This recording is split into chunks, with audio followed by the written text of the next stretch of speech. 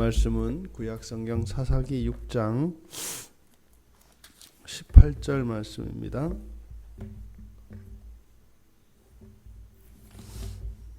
사사기 6장 18절 어제 우리가 나눴던 말씀인데요. 우리 같이 읽겠습니다. 내가 예물을 가지고 다시 주께로 와서 그것을 주 앞에 드리기까지 이곳을 떠나지 마시기를 원하나이다 하니 그가 이르되 내가 너 돌아올 때까지 머무르리나 하니라. 아멘. 18절에서 우리가 어제 살펴보았던 것처럼 이제 기드온이 하나님께 대해서 가졌던 원망과 이런 오해가 다 불식되는 장면입니다. 그래서 이제 하나님을 하나님으로 인정하고 하나님께 예물을 드리는 해피엔딩이었는데, 지금 이 기드온과 여호와 하나님 사이에 이루어지는 이 대화를 보면서 우리가 이제 느낄 수 있는 게 하나 있어서 이 본문을 다시 한번 보려고 합니다. 이 이야기가 시작된 7절부터 18절까지를 우리가 이제 이야기를 할 때는 이렇게 시간적으로 과거에서 현재로, 현재에서 미래로 이렇게 됩니다. 그렇죠? 대화를 할 때 먼저 한 이야기가 있고 그것에 대한 대답이 있고 또 그것에 대한 또 다른 이야기가 있고 그것에 대한 또 다른 대답이 있고, 그래서 이야기가 이렇게 진전이 일어나게 되지요. 예를 들어서 뭐 우리가 어디를 가는데 어떻게 가는지도 모르고 모르는 장소입니다. 그럼 물어보지 않겠습니까? 누구에게? 나는 이제 그걸 하나도 모르는 상태니까 뭐 혹시 어디를 뭐 아십니까? 그러면은 뭐 동쪽입니까? 서쪽입니까? 또 거기에 가려면 어떻게 가야 합니까? 그럼 뭐 어떻게 가야 된다? 그러면 거기 가려면은 뭐 차를 타려면 어디 가느냐? 이런 식으로 이제 이야기가 진전이 일어나지 않겠어요? 그러니까 대화가 어떤 이야기가 먼저인지 어떤 이야기가 뒤에인지 우리가 대화의 내용을 보면 알 수가 있다고요. 이걸 요 말로 시작을 해서 이렇게 끝났겠구나. 그죠? 근데 우리가 나누었던 이 기드온과 여호와 하나님 사이의 대화를 말입니다. 뒤에서 거꾸로 봐도 전혀 이게 다르지가 않아요. 18절에 있는 내용을 기준으로 해서 18절은 이제 하나님과 기드온 사이에 모든 오해와 원망이 불식된 해결된 본문이 18절이고, 그럼 17절부터 한번 거슬러 가보면 17절에 있는 내용은 그거죠. 정말 내가 하나님께 주께 은혜를 얻었다면, 또 나와 지금 말씀하시는 분이 하나님이시라면 그 증거를, 표징을 좀 보여주십시오. 이렇게 이제 17절에서 이야기를 했습니다. 그러면 16절로 내가 반드시 너와 함께 하겠다. 내가 미디안 사람 치기를 한 사람 치듯 할 것이다. 그러면 기드온과 함께해서 기드온에게 하나님이 능력을 부어주심으로 그 표징을 보여주시겠다는 거죠. 그랬더니 거기에 대한 대답이 이제 15절, 또 15절이 또 묻는 기드온의 물음인데, 내가 뭘로 그렇게 하겠습니까? 그러니까 바로 16절에서 미디안 사람 치기를 한 사람 치듯 할 거다. 그랬더니 기드온이 내가 어떻게 그렇게 합니까? 나는 가장 힘이 없는 자입니다. 이렇게 말한단 말이죠. 14절에 여호와의 대답은 그냥 너는 내가 가진 힘으로 그냥 이스라엘을 구원해라. 내가 함께 하겠다. 이거 뭐예요? 내가 너를 보냈다라고 하는 말이 그거죠. 내가 할 테니까 너는 네가 가진 힘으로 해라.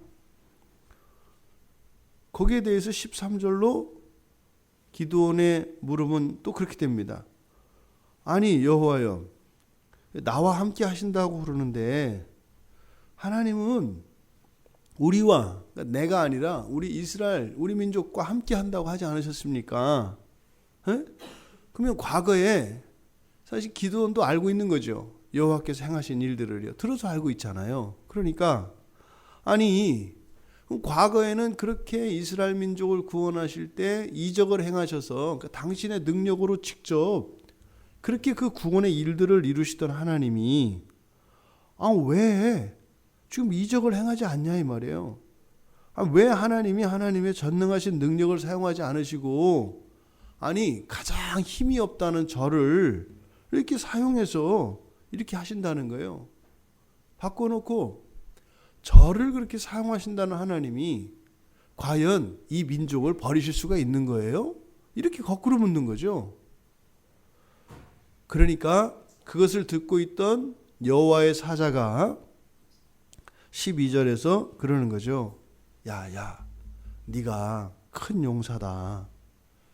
왜냐하면 여호와가 너와 함께하면 누구라도 큰 용사가 되는 거야. 그러니까 옆에 듣다 못한 여호와의 사자가 끼어드는 모양이 됩니다. 근데 그 말을 듣고 기드온이 어떻게 해요? 그죠? 미디안 사람한테 걸릴까 봐 들키지 않도록 숨어서 밀을 타작하고 있는 거예요. 그때 여호와의 사자가 다시 8절에서 10절로 이야기를 합니다. 그 땅의 신들을 두려워하지 말라고 하셨는데 옛날 너희 선조들이 듣지 않았다? 그래가지고 그때 엄청나게 고생했다? 이렇게 얘기하는 거예요. 그러니까 지금 대화를 거꾸로 본 겁니다. 18절에서부터 8절로 지금 거꾸로 대화를 우리가 나눠본 거예요. 근데 문제는 하나도 이 대화가 어색하지 않다는 거예요. 오히려 앞에서 뒤로 대화를 진전시킬 때보다 뒤에서 앞으로 이 대화의 내용을 역진시키는 것이 대화가 오히려 더 자연스러워요. 이게 말이 안 되는 거죠. 만일 우리가 이야기를 할 때 여러분 이렇게 우리들의 대화가 일상에서 이런 대화가 일어난다면 어떻게 되겠어요? 이건 도대체 대화가 되는 게 아니에요. 그러니까 항상 이거는 사실은 이제 앞지르는 대답이죠. 앞지르는 질문에 이미 대답은 뒤에서 나오는 이런 형국이거든요.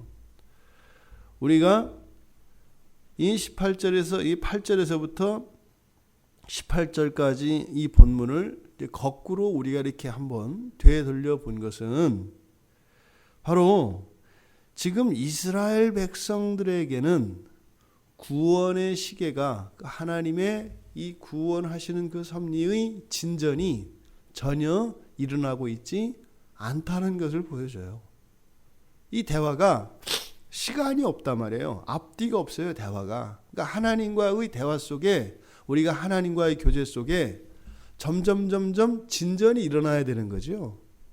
처음 물어보았고 그거에 대해서 하나님이 대답하셨고 또 그것에 대해서 두 번째 또 다른 질문을 하고 하나님이 또 다른 대답을 하시고 또 다른 질문을 하고 또 다른 대답을 하면 처음과 끝 사이에는 이렇게 진전이 일어나야 된단 말이에요.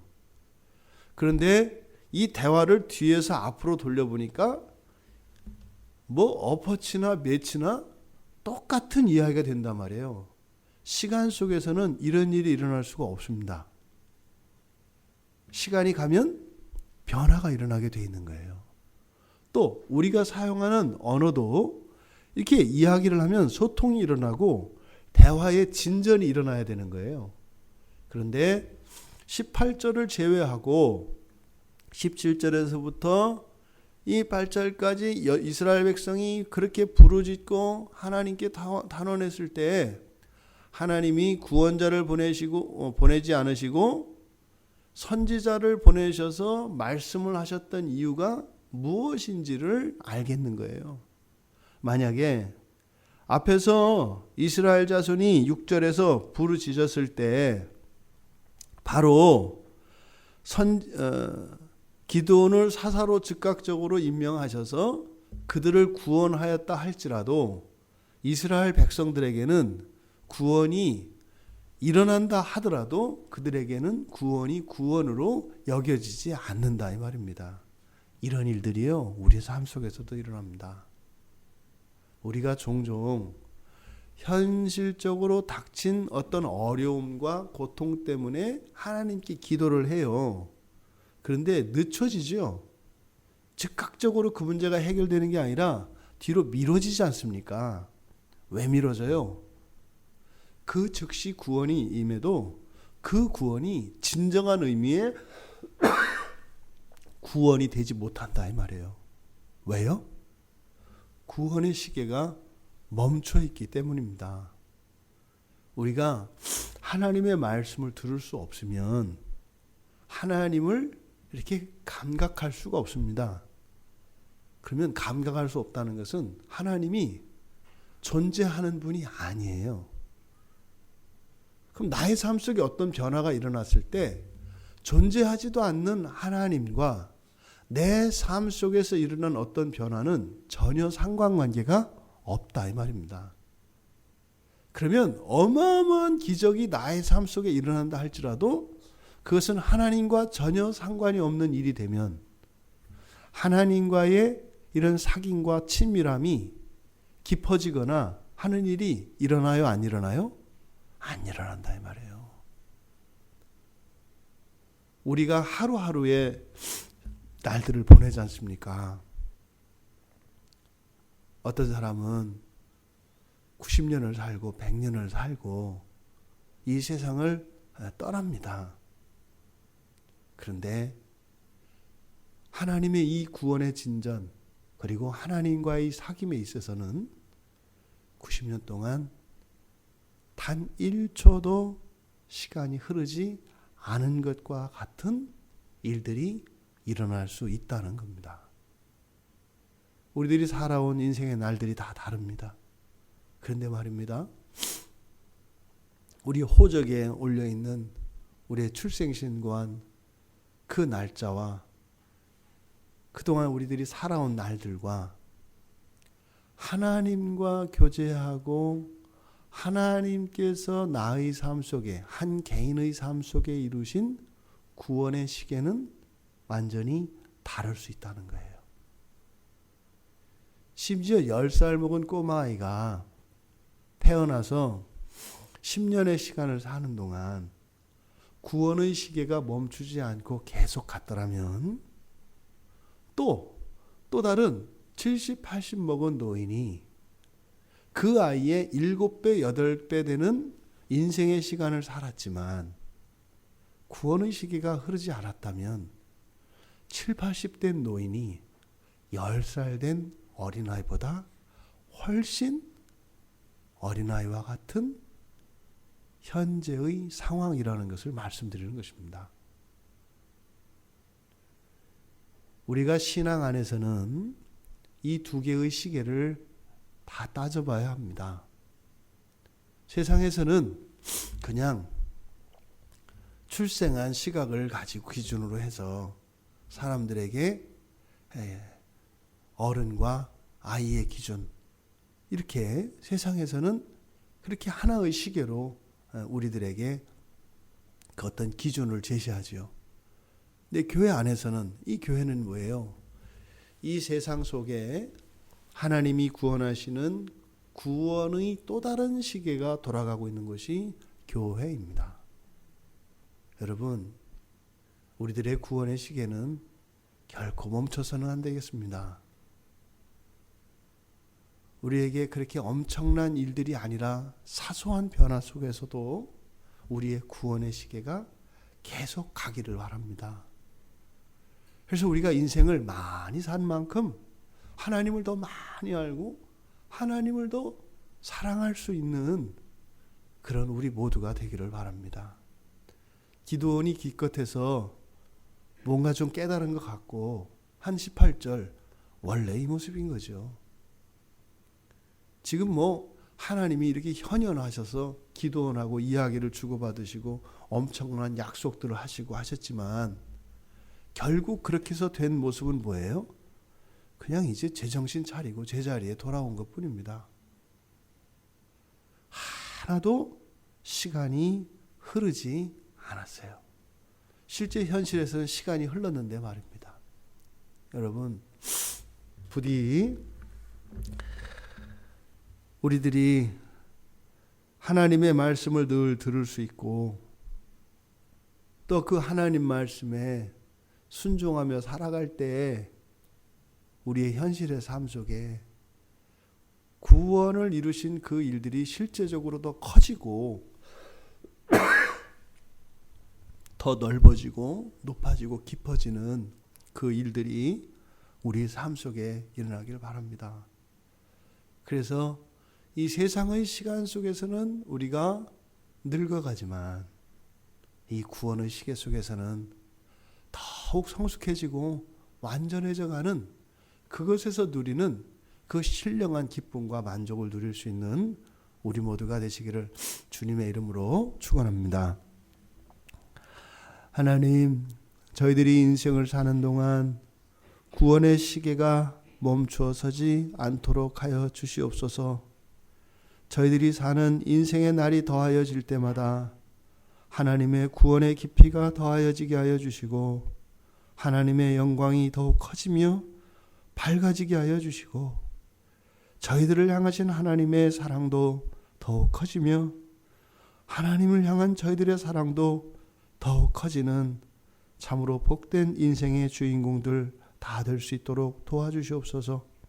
오늘 하루 저희들이 살아갈 때 구원과 상관이 없는 그저 이 세상의 시간을 따라 돌아간다면 그저 사망을 향하여 더욱 가까이 나아갈 뿐인 줄 믿사오니 하나님, 구원의 시간이 함께 가게 하여 주셔서 저희들의 생명이 소멸하여 가는 것이 아니라 오히려 영원한 생명으로 더욱 풍성하며 부요한 저희들이 될 수 있도록 축복하여 주시옵소서.